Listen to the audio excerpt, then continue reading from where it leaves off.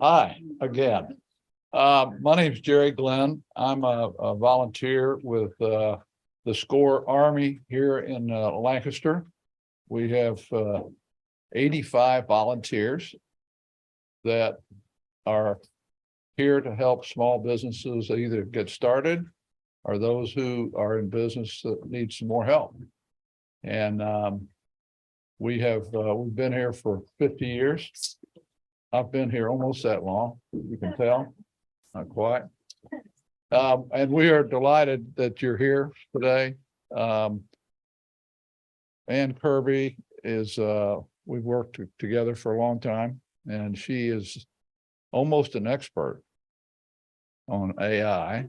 She is a serial entrepreneur, I can tell you that, with owning the 𝗧𝗢𝗣𝗜𝗖 marketing company, with the candy factory, owning the candy factory, and she and Jason owning So Good Media. And they use this studio to develop blogs. So if you are interested in some help from SCORE, go to www.lancaster.score and we will be delighted to help you. Okay. And again, it's all free. We're here to help. We're all volunteers. So, Ann, lay it on.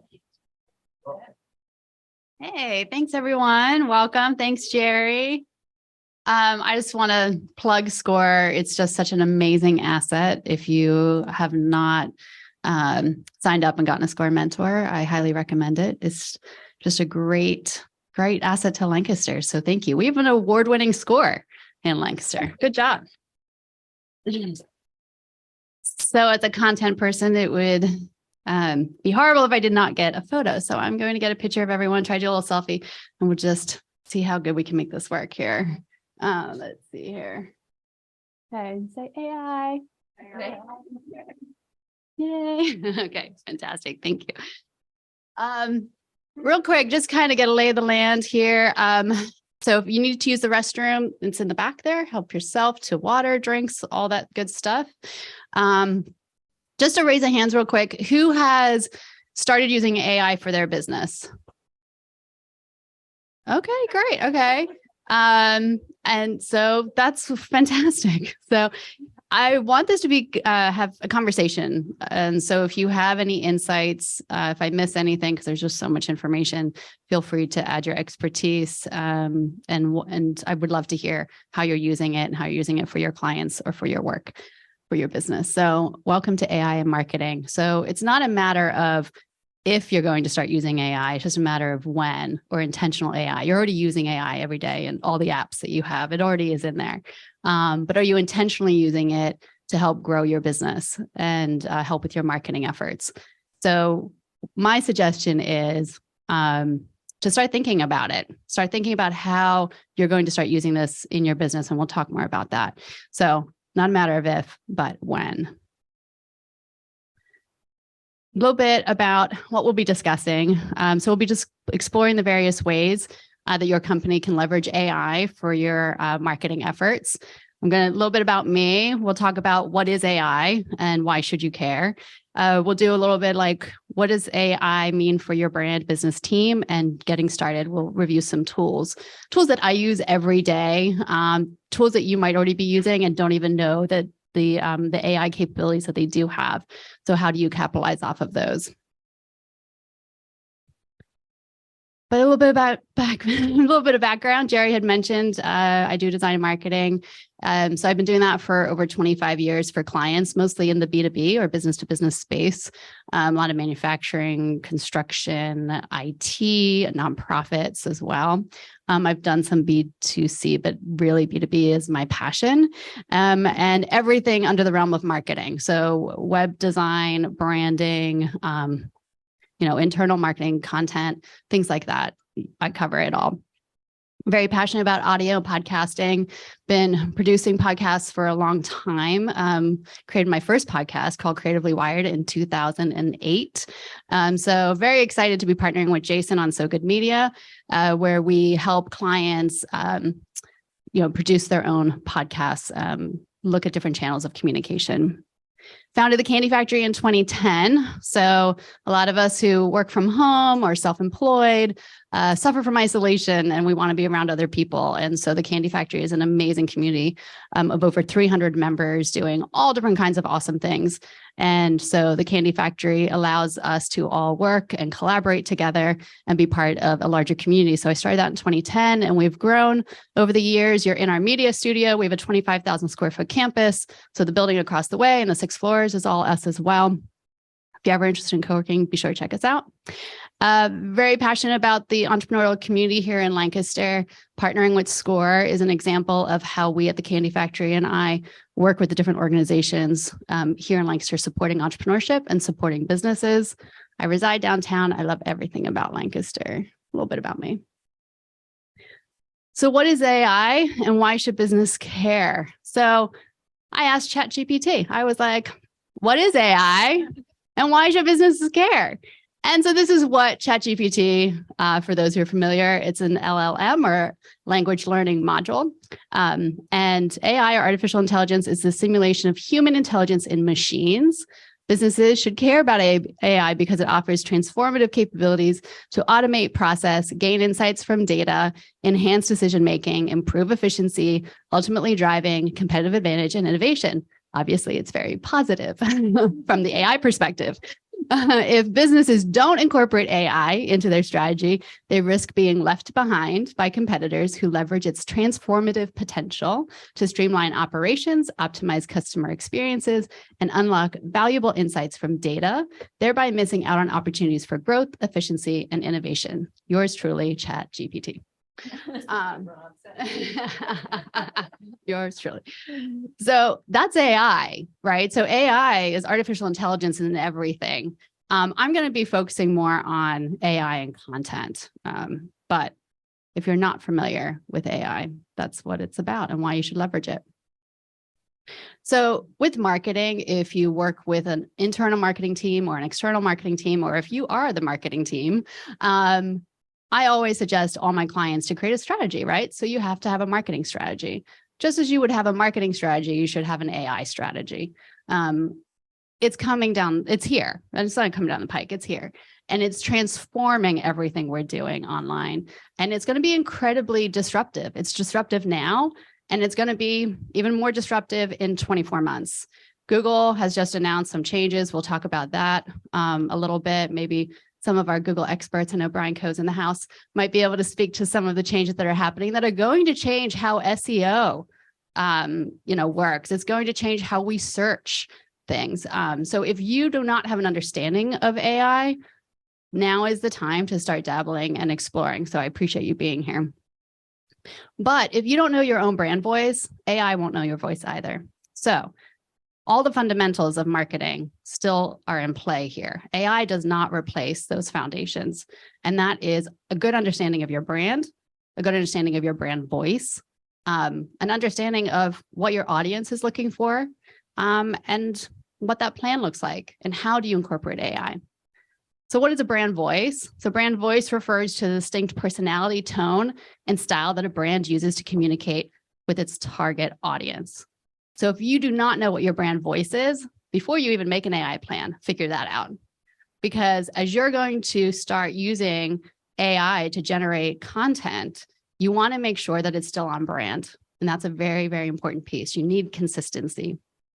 A lot of people have just started dabbling and generating AI content and using that in their marketing without ever asking, is this solving my problems, right? Or what problems do I want to solve? Or is this speaking to my audience? Does this actually align with our brand, our values, our mission? All of those things come into play in marketing, and how you use AI is no different. Do not let AI create your voice, right? So if you're just getting started and you do not have a solid brand identity, you don't want AI to create the voice for you. You want to be very intentional. And so we'll talk a little bit about that. So there are large language models, ChatGPT and Bard. Who here has used ChatGPT? Okay, who's used Google Bard? Okay, not as many people. I'm actually kind of surprised. I know it just got released not too long ago to the public, but it's a fun one. So if you don't know your voice, how will they know your voice? AI is a tool, so you want to have conversations and train your team. It's just another tool in the toolbox, right? So have you had the AI talk with your internal or external marketing teams or partners? It's important for you to have transparency. So if you do work with a team or a one person, let's say for your marketing efforts, or if you have a team in-house, you need to be having these conversations about how they're using AI. And you need to probably come up with a plan on how you would like them to use AI. And you can collaborate with your team on those things. But training your team on AI and all the benefits is essential as you grow. It's going to help drive innovation, improve efficiency, and deliver exceptional customer experience, benefiting the business in multiple ways. So another tool in the toolbox, just like all the others, it's just one that's going to make a huge impact to us. We're not ready for the impact, I think.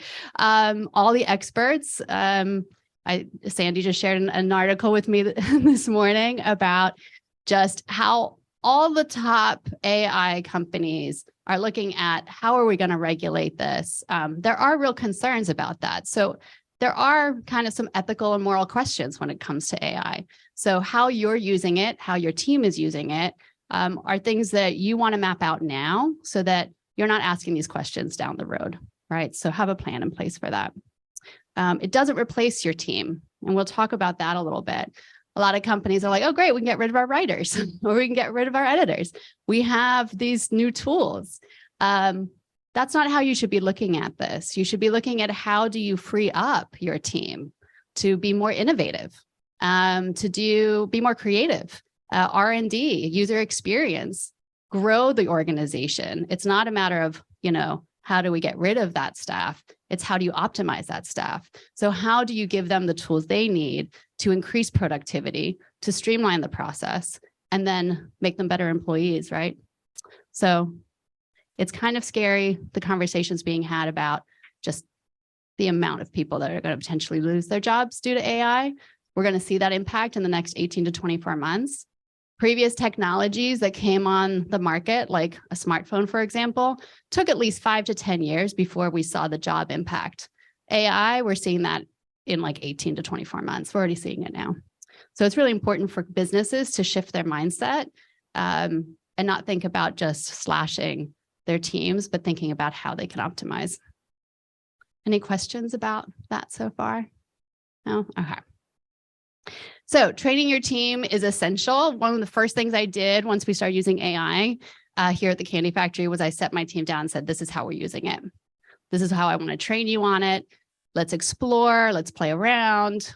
You explore that tool, I'll explore this tool. So we're in kind of that exploring phase. I mean, we're using it very regularly. I'm in the apps all day sometimes, but we did sit down, we had the conversation. We looked at why we want to do this. We asked those questions. We want to stay competitive, right? We want to unlock opportunities. We want to improve efficiency and productivity. We want to enhance customer experience. We want to foster a culture of innovation, but we also address the ethical and responsible AI usage. My team knows that I do not want them using AI content, strictly AI content. They have to be generating unique thoughts. And so we want to make sure that the brand, that we are on brand and that we're being intentional about that. So can we use AI? For sure, but we want to make sure that we're still on brand. So before I dive into some of the tools that some of you already have played around with, and I'll talk about some other tools, how do you use AI for content and social media marketing? So here's just a few. I mean, there's so many, and there's so much information. Obviously, you can Google it, look it up. There's tons of resources. Obviously, content generation is the most popular, and that's creating content for various social channels and other platforms, writing blog posts, articles, social media posts, outlines for scripts or podcasts. We've been exploring that more and more, doing intros and outros, especially press releases, email newsletters, free up time for marketers like myself to focus on other tasks such as planning and strategy. Content optimization, so optimizing SEO on your website, making it more likely to be found by potential customers, can help increase website traffic and leads. Social media engagement, so you can use it to engage with customers on social, can be done by responding to comments, questions, concerns. If you've ever had a comment on a post and you're like, oh, I'm not really sure how to respond to that comment, throw it into ChatGPT, put in some key points, you get something back. It's at least a framework that you can work from. So that's just a quick example. Also done by creating, sharing, engaging content. Social media advertising, so creating content for your ads, you can work on your messaging there.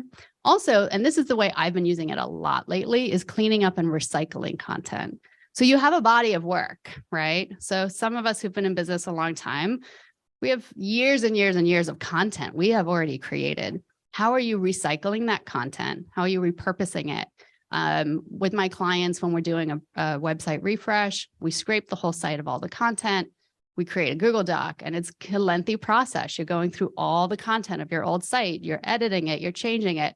Now we can drop all that content into ChatGPT, get a complete refresh of all of it, and then they can edit the refresh. So they have the old content, the updated ChatGPT content, and then they can actually fine tune it as they need. It's their content, it's their copy. We just freshened it up and cleaned it up. And we can do that in a matter of seconds versus days. So it makes such a difference. So that's using content, taking the content that you've been building for 10 years and making an ebook out of it, getting an outline of the content that you've been creating. If you upgrade to ChatGPT Plus, you can add a lot more content in there because you're limited for the free version on how many words and so on you can put, characters you can put in there. But for the paid version, it's pretty large. So that's just a quick how are we using it? Yep. How much time do you guys spend editing with?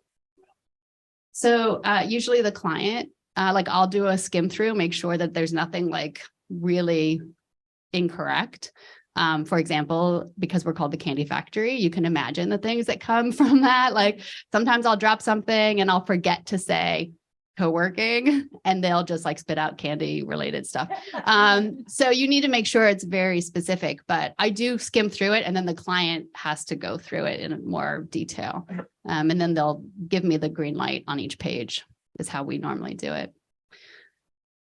Okay, so there's so many tools, but such little time, right? The goal is that we're going to use AI to give us more free time to explore more cool, interesting things and to be more innovative and spend more time with our customers and understand their needs better. But you got to get started. You want to take action. You can do that by just simply starting to play around with these tools. Don't be afraid of them.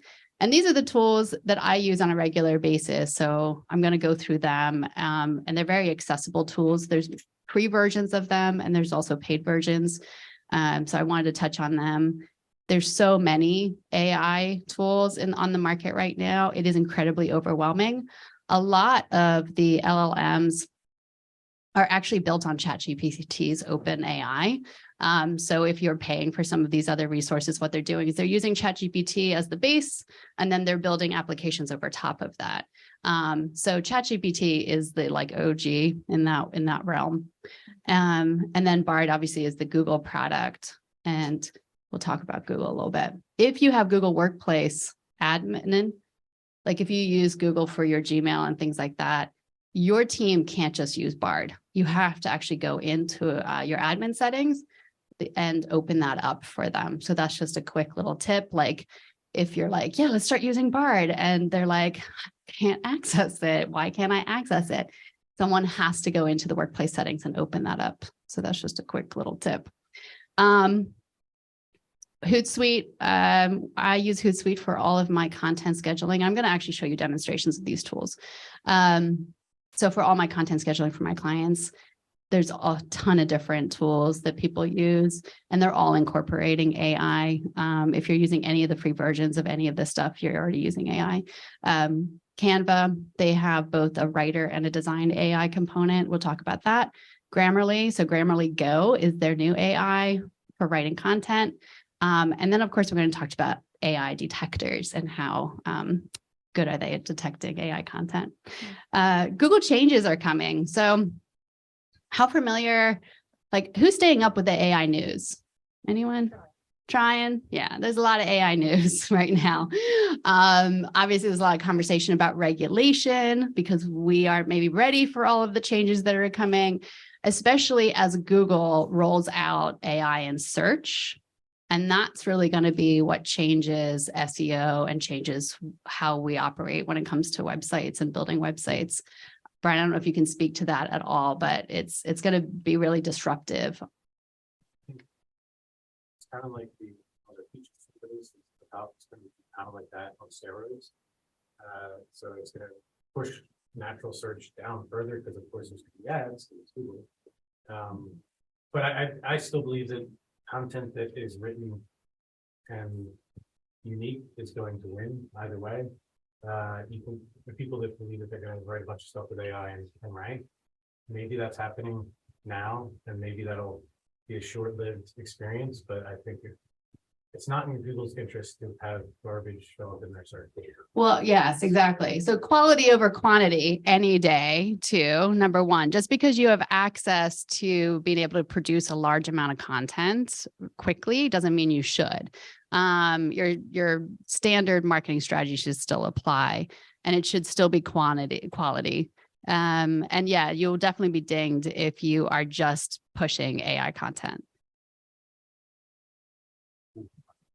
as a replacement. Yeah, exactly.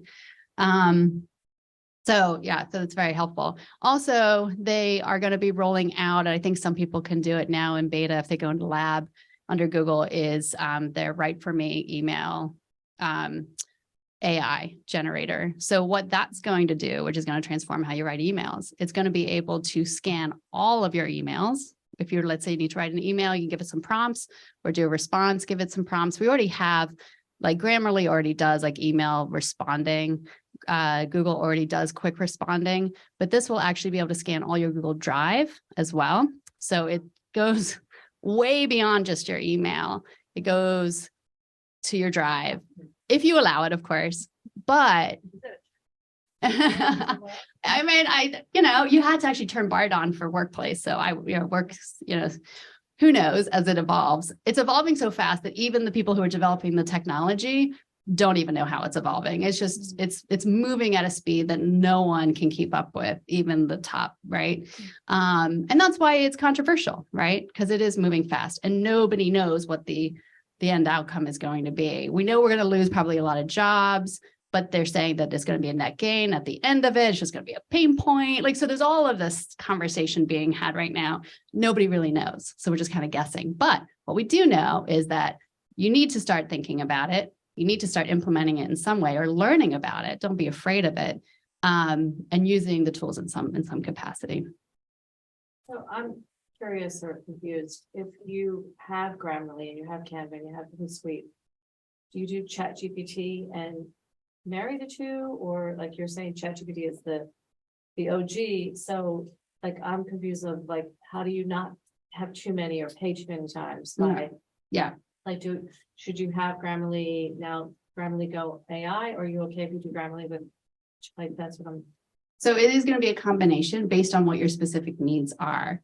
So I will show some examples on how I use those tools together. I will actually create content in Chat or Bard and take it into Grammarly for my editing. I will edit sometimes within Chat, and I'll show you quickly how that can work. But the final piece, once I have the ChatGPT piece done, I'll drop it in Grammarly. And Grammarly will pick up on things that Chat just didn't, as well as it gives me just a better editing tool to just go in and actually make some of the additional edits that I want to make. And sometimes I'll toggle back and forth. But it really just depends on what you want to do. Because I'm in content, I'm in all the different tools. But I have Grammarly connected to my Gmail. So it does read through my Gmail. It fixes any errors. I can change my tone if I need to. And it also will help now start generating response emails for you. But the Google Write for Me is very unique because of its access to Drive. So one suggestion I have is obviously privacy. Security is always an issue. A lot of us have huge Google Drives that maybe are not as well organized as you might want them to be. Some people might have access to documents that you aren't even fully aware. If a folder was shared and there's folders within a folder, who has access to what? As you start opening your Gmail up to potentially be scanning all of these things, just always check your privacy settings, always check what content is shared with people and so on. The great thing about having Google Workplace email set up is that you can actually create groups and you can choose which groups have access to what. So I can say this group doesn't really need to use Bard, but this one does. So it's a way to kind of dissect it a little bit if you need to. Okay, so those are some of the changes. I think as Google, there's some issues there. We're not really sure how things, once Google rolls out their stuff, it's going to be interesting to see what happens. So definitely stay on top of some of the news. And we'll share this presentation, also share some resources that I go to. There's some really good podcasts on like AI news. I think it's worth everyone having a good understanding of what's happening. So just keep an eye. We're going to skip on how to use website. We're going to actually go to just to the tools. I'm going to start here. Okay, so I want to start with, let me see if I can zoom in here. I want to start with what an AI prompt can look like, a more detailed AI prompt. So yes, you can put into ChatGPT, give me the top 10 places to visit in Italy, and it'll pump that out. You can say, write a blog post on why plants are good for you, and it'll just generate that for you. But if you're actually looking to create content that's more specific to you and your business and organization, I take a little more time with my prompts because I'll get definitely a better output. And then it takes a lot less time for editing because it understands what you're asking more clearly. So this was the prompt. And I used ChatGPT and Bard, and I'll show you the difference because there is a difference between both. Bard tries to think it's more creative, but I'm not really sure about that. So the AI prompt, I was like, write a blog post about the recent Surgeon General's report on loneliness and how co-working at TCF and third places can help fight this epidemic. We're better together is one of the phrases we use all the time.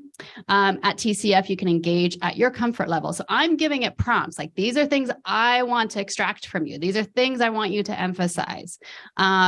And there are clubs and programming giving you opportunities throughout the week to connect. Our social club memberships let you plug into our social events if you don't need a place to work. Summarize the report and be sure to credit the report. And I added the report. So that's a prompt, and that's a pretty lengthy prompt, but I know I wanted to get something that sounds more human, is going to specifically talk about what I'm asking. And the reason I prompted this was I've been reading this report.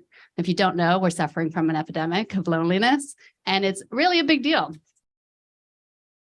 And so how people interact is really one of my passions, and how we build community and the importance of collaboration and the importance of just coming together. And so I've been diving into this report, and I'm like, okay, I'm really interested to see what chat pulls from this report. So it pulled a really nice blog post. So here's the blog, and we won't go over it, but I'll be posting this, so I'll share it on our blog. So make sure you read it. So I would take this blog, right? I take it into Grammarly, I make some edits, and then sometimes I'll even throw it back into ChatGPT and say, just clean up copy, check for errors, that kind of stuff. It'll do another kind of comb through. And then make sure, obviously, you're referencing your sources. That still applies. I know copyright seems like it's gone out the window. We're going to be seeing tons of lawsuits over the next probably several months about how we're using content, because, little fun fact, how all like ChatGPT learned everything it did was because it's scouring the internet. If the internet didn't exist, that content wouldn't exist. It wouldn't have anything to pull from. So like Brian said, good high quality content still going to be relevant because these learning modules need to learn from something. Right now, I mean, they've been learning from Reddit. Reddit's a big one. So there's learning models all over the place. Spotify has one. There's learning models like pulling Spotify data when it comes to music models. So that's how they're pulling all this, how they're learning. Because you're like, where did all this information come from? They're just scouring the internet. Now companies are getting smart too, like Reddit. Now they're charging companies to be able to use that data, right? But it's data that some of us have created. It's copyrighted content. So at what point are the lines kind of blurred? I think that, I don't know if it's the New York Times, it did an article about how many copyright marks came up in combed content. And there was like 1 billion copyright marks came up. Like it was so outrageous. So that's where we're going to start seeing lawsuits and things like that. So you just want to think about that. When you're pulling information, you're pulling from potentially copyrighted content. So you just want to make sure that it is unique. You want to make sure that it's still your voice. It's on your brand. And that's why I spend a little bit more time with my content prompts, because I know I'm going to get what I'm asking for. So got the blog post. And then I was like, you know what?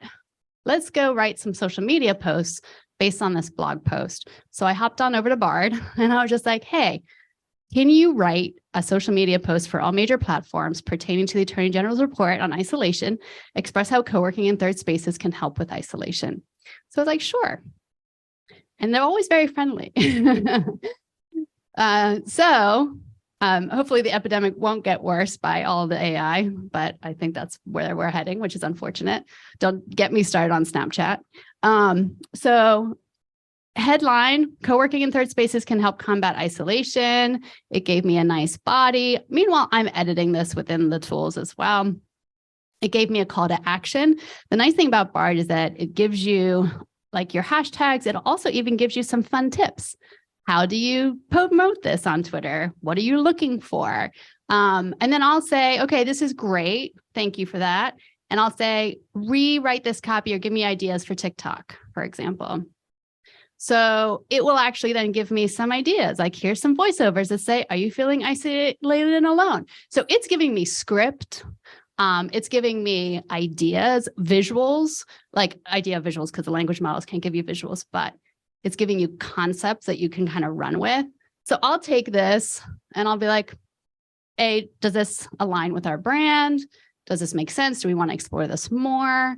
And a lot of times we wouldn't use this for our personal brand for the TCF because we're just always capturing content and we love our like authentic content. But there is definitely value in this, especially for companies who don't have access to a team collecting authentic content all the time.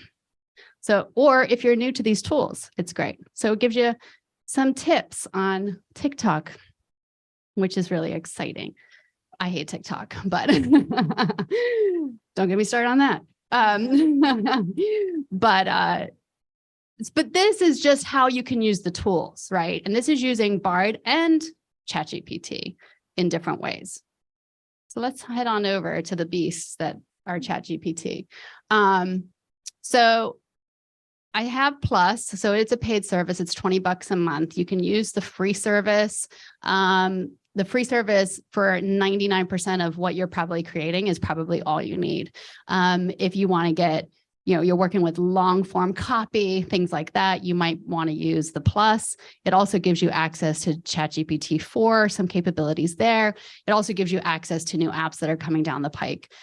So if you're really interested in geeking out on AI, it might be worth upgrading. Otherwise, you probably don't need to. I do find that for blogging, I like ChatGPT versus Bard. For social content, I like Bard. But again, it's everyone's preference. It's your style. And the more you play around with these tools, you'll kind of find the one that you like the best. But, if you actually ask Bard or ChatGPT the difference of both, they'll kind of like tell you who's better. It's kind of fun. So it's definitely great. It holds a history. There's like a history on the left-hand side here of like all the different things that I'm always like searching and working on. So you can revisit that and you can go back to a previous post that you've done and you can continue working on it if you need to. So there's some nice tools there for just keeping content and copy. I think what impresses me the most is how fast it pulls this content together or how quickly it edits. I have taken emails that I'm writing and I need to be maybe a little more upbeat, a little more friendlier in this, like change my tone. I'll take that email, I'll drop it in here and I'll say, sound friendlier.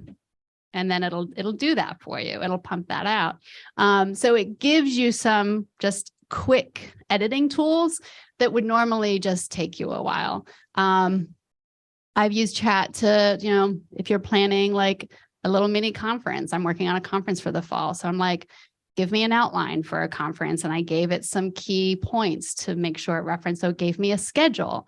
It gave me like ideas on how to market it. I mean, just all of the things in chat. So what I think is kind of fun is, and I'll do a prompt real quick, is how it can be used for podcasting. So I'm going to say, I want to do a 2-minute podcast with 2 hosts about co-working and the powers of community, right? And we'll see what it does real quick. Okay.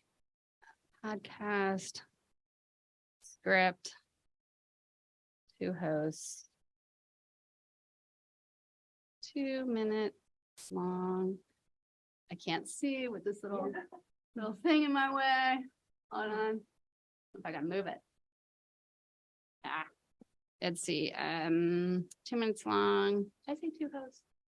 2 hosts. Oh yeah, I did. 2 hosts on co-working and community. I couldn't even see. Okay, so I spelled some things wrong. That's okay. Normally it'll fix your spelling for you.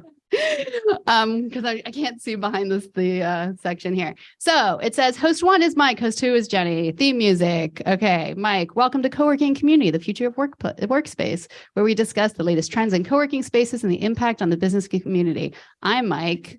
Jenny's like, and I'm Jenny. Today we'll be discussing the advantages of co-working and how it fosters a sense of community. Then it goes on and on and on. So it'll do 2 minutes of content of script. So if you are struggling with something, if let's say you're working on a project and you're like, I really need to jumpstart this, or I'm struggling with it, or I would never obviously use this verbatim, but it's a great way to start. And if you are just going to keep going until it fills 2 minutes, it's like, that's right, Jenny, co-working spaces have been on the rise for the past few years. It's literally having that conversation between the hosts, and you can see how fast it's generating. So obviously those who are playing around with ChatGPT already have done this, have already played with it, but this is just yet another way to use it. Not just a way to, quickly generate. You want to generate quick prompts, but you can, it's still going, but it's giving even me the timestamp, like it's fantastic. Like to me, this is really, as someone who's creating content for a very, very long time, to be able to become quicker has been the real benefit for me.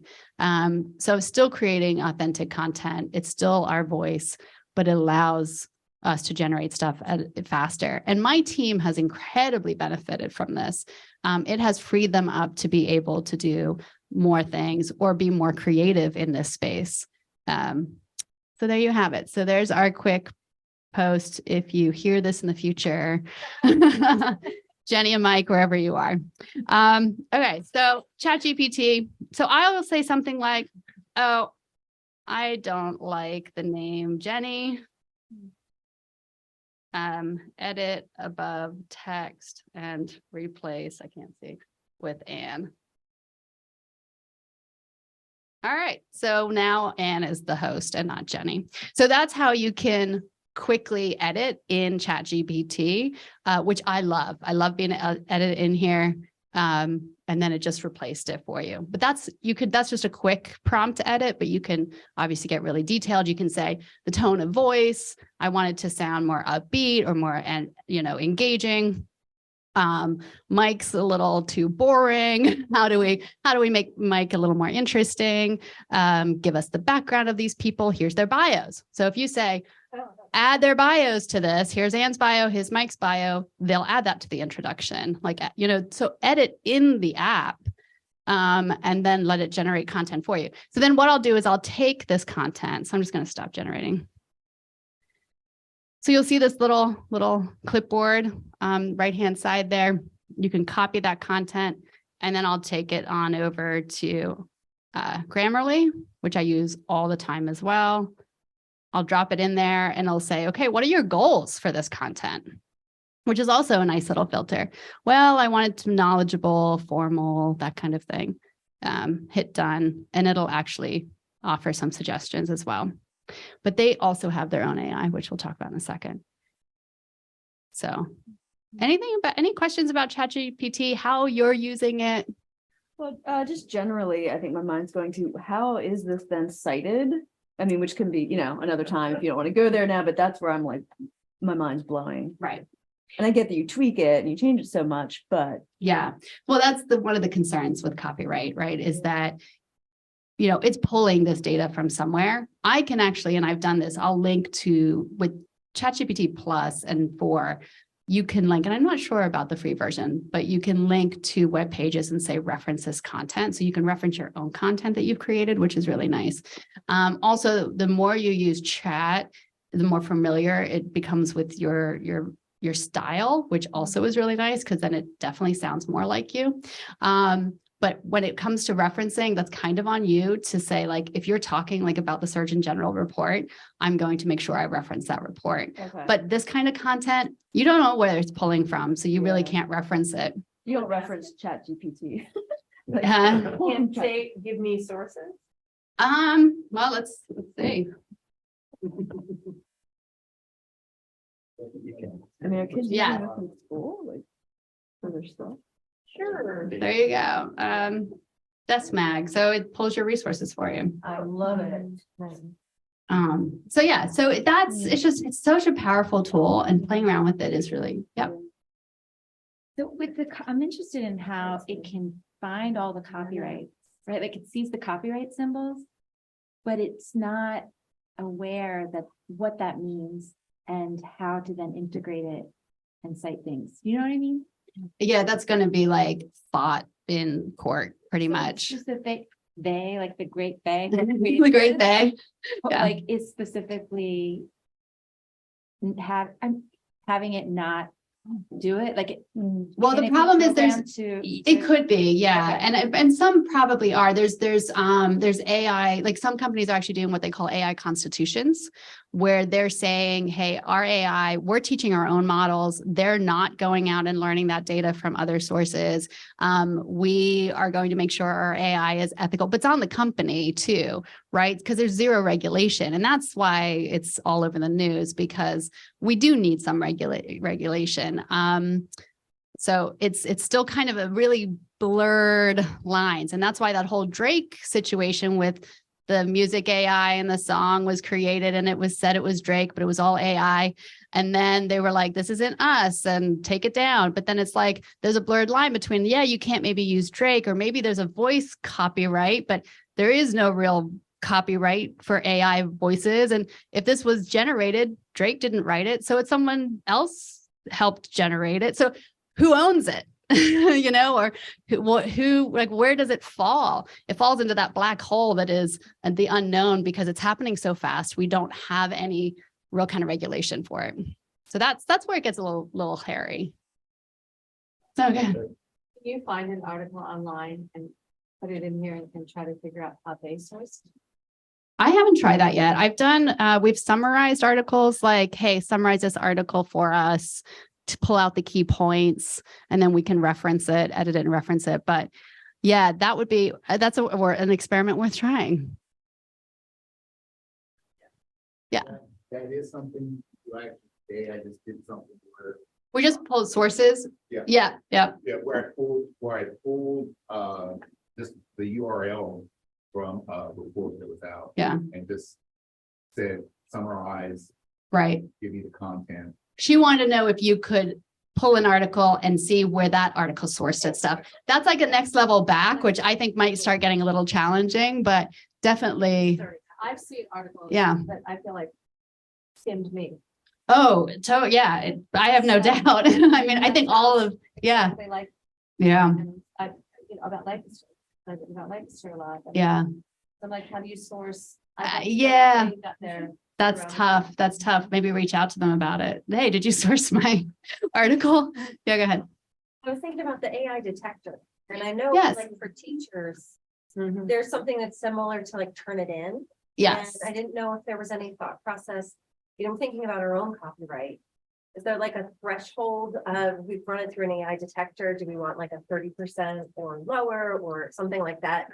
So every detector is going to be different, but yeah. And so here's a great example of like maybe how, you can't really trust detectors. And this is a good example. So that Surgeon General blog post was about, 15-20% me, at the end of the day, and, 80% Chat GPT. And so I threw it into Chat GPT-0, and it said, your text is likely to be written entirely by a human. So it's not 100%. I think the technology is going to get better and better and better. But then as chat gets better, it's going to be, it's just this weird unknown. Thinking with like the Google search engine optimization. Yeah. Wanted to combat saying most likely written by. Yes. humans, Yes. correct, yeah. Yeah. So by dropping it in here and being like, okay, if this thinks it's human, great, I'm on the right path. Right. Again, if you're going in there and you're editing, first of all, if you're prompting correctly, number one, and you're giving a more detailed prompt, you're going to get a better output. I mean, that's just number one. Number two, if then you're editing that content and then you're taking it into another app and you're doing additional edits and then maybe dropping it back in for a cleanup, there is still work. You're still editing, you're still writing, you're still making sure it aligns with your marketing and your messaging. So it's the real concern is someone who just drops a prompt, gets the output and then says, yep, this is all mine, because it's not. And that's where it becomes even more challenging. It's interesting too, because then you could actually write fresh, authentic, 100% brand new content that's yours, but then it could be out there and then end up in a chat. I think it's just the So- risk of But I mean, yeah. So then your content then becomes washed over. It doesn't look like it's 100% because do you know what I mean? It's influencing the next thing. Yeah. Yeah. So Brian, you can speak to that.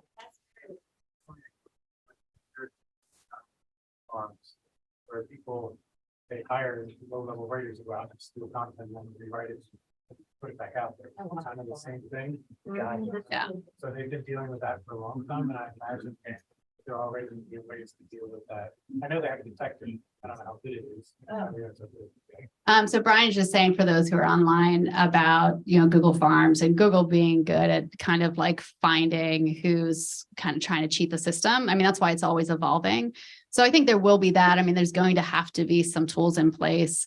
But I think that until that there's some regulation and some lawsuits to determine who owns what and start making some parameters and guidelines, it's just kind of, it is what it is. You're benefiting from the tool. They're benefiting from the tool. You're all benefiting from the tool.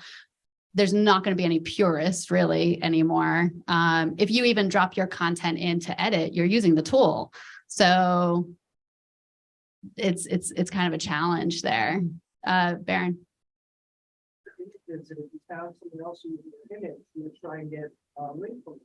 You wouldn't try and have them no longer be the image and say, hey, thank you for taking this image from my website. Could you please give them a link back for this image? Well, actually, a lot of people in marketing over the Drake situation were like, wow, why didn't Drake capitalize off of this? Why didn't he, instead of saying, take this down right now, this is not me, actually say, whoever's created this, let's go in on this. It just got 10 million views.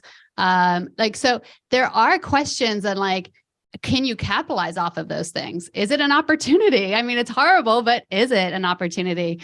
In some cases, yes, it is. And that's why, I mean, as AI is added to everything, which it is, we were just talking about the Snapchat AI bot buddy that will just have conversations with you and interact with you. How the AI or the Snapchat influencer who just created a girlfriend version of them, and you can actually they can become your girlfriend, and you can have this experience and pay an hourly rate or whatever. So there's so many different ways these tools are going to be used. So having an understanding of it's really important. But yeah, I mean, it's also, there's some questions about. moving on. We could talk about all of that for hours and hours and hours, because I do find it fascinating because it's a tool I use, right? But then you do struggle with like, where is some of this coming from? So sourcing it is great. Sourcing as much as you can. I also think that that's why if you have your own content, pulling from what you have created and being able to recycle your own content. I link to my website all the time. Like, I've written this. This is my unique copy. It just gives me a fresh approach. I can edit it, and then kind of go from there. So Hootsuite. So for those who are scheduling content, sorry, Sandy, do you have a question? Oh, sorry. I just want to show how some of these different marketing tools that we're using, that some of you might use for your business, are using AI. And so Hootsuite is a scheduling tool. I schedule all my social content through Hootsuite, except for some Instagram stuff because it's a little clunky. But what I love about their new AI, 𝗓𝗓𝗓 Writer, which is in beta, is to repurpose top posts. It's such a great way to be able to comb through posts that you've created. Social media is like this black hole, right? You're creating all this content, it just gets lost. And unless you're actually, I always suggest content trees, and unless you're actually using that content on your website, on your social, and if you're just pushing out to social media and that's it, then you've created a lot of content, spent a lot of time, and it's kind of gone. It was seen maybe by a very small percentage of your audience for a second. So how do you repurpose that content? And how do you do it easily? Well, Hootsuite has an answer. So you click on repurpose content, it'll comb through all the social accounts and it'll say, hey, this content from February got some good engagement. Do we want to repurpose that? Yeah, let's go revisit that post. It's going to pull that. It's going to give me a couple variations. I can then edit those variations. And then right within Hootsuite, which is where I schedule, I'll be able to schedule those posts out from there. Taking a little time to think. It is in beta. But this whole concept of being able to go back and revisit stuff from months or years ago that are still relevant, that I created, that I can repurpose, is awesome. And it allows those of us who are creating content to really kind of capitalize off of stuff that we've spent a lot of time on. So this gives me a couple different options, and I'm like, yeah, this one looks good. Let's create that post. It'll create the post for me, right? And then I'll be able to add my media, like the visuals that I want. I'll be able to select which accounts I want it to go to, things like that. So it's a nice way just to be able to repurpose content. And this is a great use for AI, I think. Caption and put it in the Canva image writer to make it create an image for you? You could. I'm not a huge fan of Canva images. I do feel like they're still clunky on the design side. But we'll talk about that. Yeah, you could definitely have it. Or because this is talking about members, I would pick a picture of members. Like I don't want everything to be AI generated. I don't want my image to be AI generated, my content to be AI generated. Like it just starts to become way too AI. And I'm all for using this as a marketing tool. And I'll just show you real quick because I do have credits on 𝗓𝗓𝗓. Has anybody used 𝗓𝗓𝗓 at all? Yeah. Scan through all your platforms, or is it only on Twitter? Whatever platforms that you are connected, Hootsuite's connected to. So my Facebook, my Instagram, all of them. So let's say you do want to create an image. You can do this in Canva. You can have Canva design AI, create some imagery for you. Again, from a design perspective, I don't think this replaces good design by any means. I don't think this replaces a good writer. Good writers are good writers, and it's always great to have good writers on staff. But this I thought was kind of fun. Baron, I think it kind of looks like you on the right. So I was like, give me an image. I gave it a prompt, a person working on a laptop in a field by themselves in the style of Monet. And so this is what it generated. I think they're not great. But it's a developing tool, right? And it'll be interesting to see how people use this moving forward, but it's still really, really clunky. 𝗓𝗓𝗓's really clunky. Like here's a picture of me, and I said, give me some variations. And this is some of the variations, right? So you can see that it still has a ways to go. I was like, give me a cat in the field in the style of my day. So like just playing around with it. You have to pay for this. I wouldn't say, go get some photos with your phone. I mean, do some creative stuff. Like you don't want it to all just be AI. There has to be creativity behind it. There has to be humans behind it for it to really speak to your brand. So if you don't care about your brand, then whatever, do AI all the way. But if you really do care about it, you really care about the messaging, you want to make sure you're not doing just AI. Real quick, I do want to speak to Canva. Canva not only has some design AIs, which I'm not a fan of yet, but they do have a writing tool as well. And it's like 5 reasons to love plants. See if I prompted it. So it's here's design, magic write, 5 to love plants. And it'll just generate 5 reasons. So this is super handy if you are doing Canva, which I love Canva. I am a Canva fan. I do Canva 101s in-house for members all the time. I love to use some of the templates, but then create my own templates. I love to manipulate the templates. It's a lot of fun there. But if you want some key points for a graphic, this is a great way to just generate some key points real quick about the benefits of plants and the relief on stress and those kind of things. So using the tools within each, I wouldn't use Canva for writing my blog posts. I'll just use it for these kind of quick kind of key points. Let me see if there was any other tool. I think we covered it. All of the majors. There's so many. And these are just, again, we're like barely scratching the surface. This is just the tip of the iceberg. And these are just tools that we are using on a regular basis. Obviously, there's one called 𝗓𝗏𝗏, which is a video editing tool. So what's great about 𝗓𝗏𝗏 is you can upload your video, it transcribes it, you edit the transcription, and then it edits the audio and the video. So it's a really interesting and unique way to edit video and audio. The problem with it, because it takes up a lot of data, is that it's also expensive. So some of these tools don't come cheap. They're not all free, as they should not be. And so it just depends on, like, as you're building an AI strategy, go back to what problems are you trying to solve? Who's the audience? What are you trying to get out of this? And so maybe investing in certain tools like a 𝗓𝗏𝗏 makes sense, or paying for ChatGPT Plus makes sense, or Canva Plus, things like that. So I would definitely start with the strategy, start by asking those questions, and then see what tools work.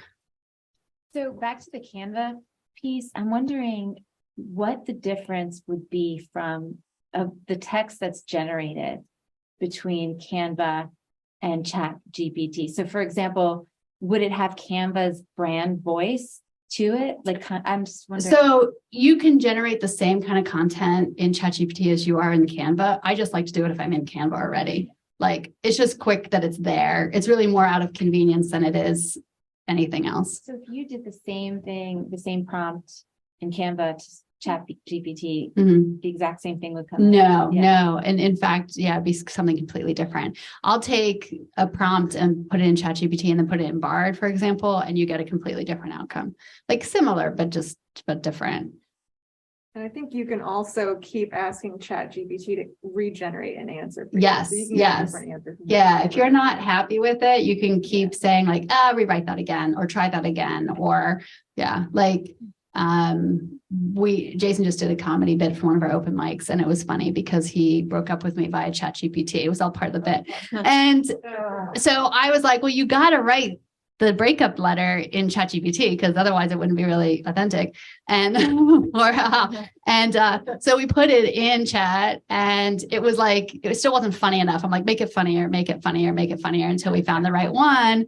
And so there's all different kinds of ways, applications, but yeah, you can have it keep generating until you get the output that you want. Oh my gosh, and I remember that letter. It really sounded, I mean, I didn't know if it was Jason or ChatGPT. Yeah. It's fascinating. You have to type in your prompts, or can you speak them in?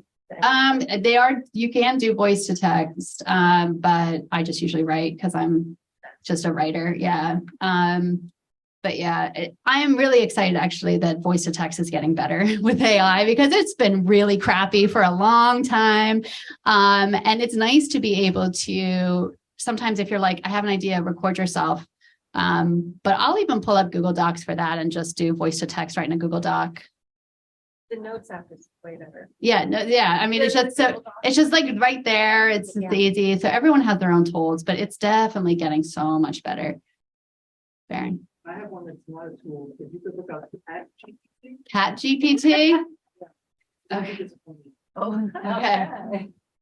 Okay. ChatGPT. No, Any question like prompts, right? I have to sign in. Oh, do you, no, I don't think so. Click here to access for free. Yeah.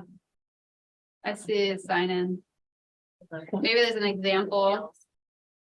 Features of ChatGPT. It's super cute. I'll check it out later. Exactly what you think. Yeah.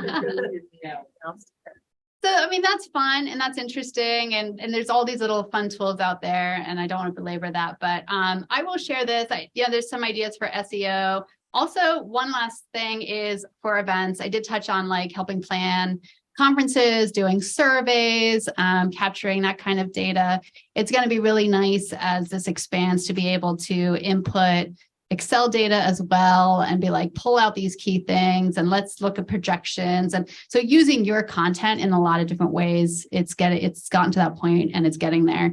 But there's even just other applications for it. So events is just one of them as well. So it's here to stay. So I just always say, create a plan, figure out how you're going to work on it, have conversations with people about it. So we have a marketing club in-house and we had a great AI discussion. People brought tools that I had never heard of to the table because there's so much out there. So talk to other people who are using it, other business owners, and see what works for them. So thanks, everyone.